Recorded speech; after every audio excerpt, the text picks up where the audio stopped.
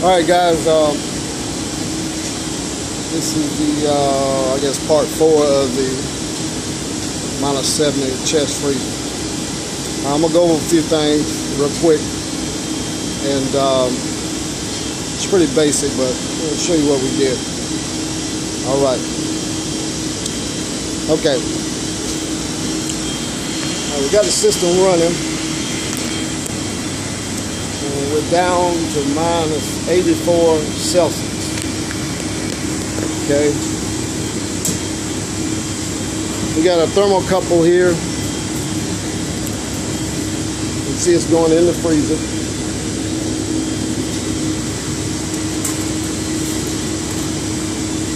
And this is my center air. This is my freezer. Got a flooded evaporator there. You see it's frosted. So I got my sensor in the center of the freezer. If I can check my center air. Again, I'm at 84. I'm gonna go pretty quick. Basically what you got the first stage, right? This is your first stage compressor. Alright. That's the temperature inside the freezer. Kind of close to what we got. And then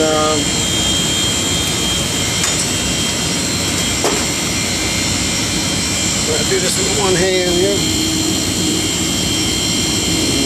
Give me a minute. The good, the bad, the ugly. It's pretty cold here. So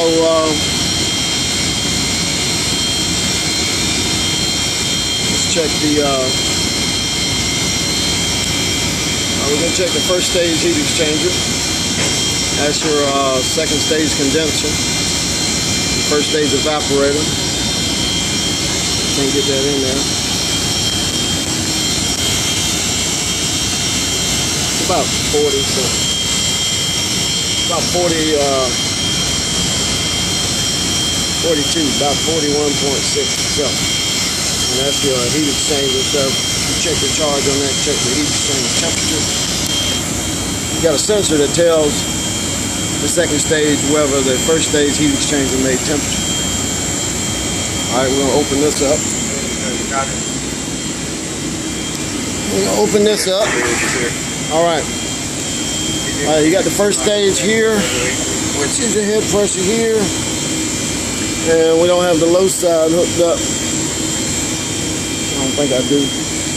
Yeah, I do. Got my low side hooked up here. Now, they run almost the same. In this case, you see the head pressure there for your first stage. And this is your second stage. We're about under 8 inches, almost 6 inches. Keep out on your frost line for your superheat coming back to your compressor. They're about the same.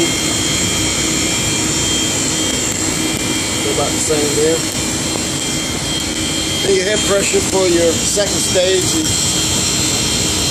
still under what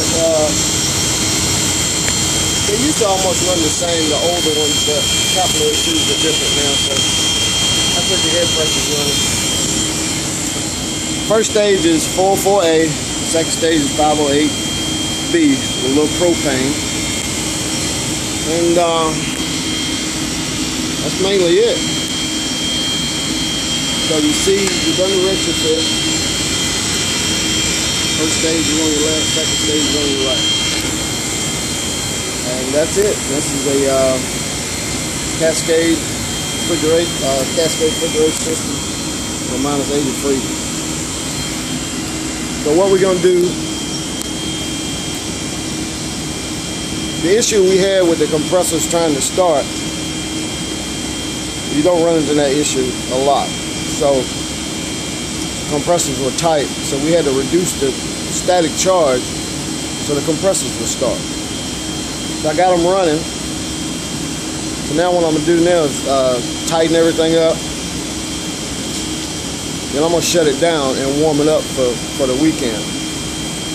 And then I'm going to come back in Monday and start it back up and see if it'll start. Usually the longer they are, a little worse on starting. Not all the time, but if you get the charge right and its static charge is fine, it should start on its own. How we determined what was going on, I bench started the Copelands without a load on it, with no gas on those compressors, and those compressors started.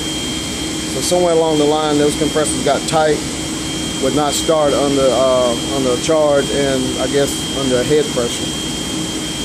So we did the same here, got them going. They're running. I'm gonna cycle it. I guess I might cycle it this weekend too.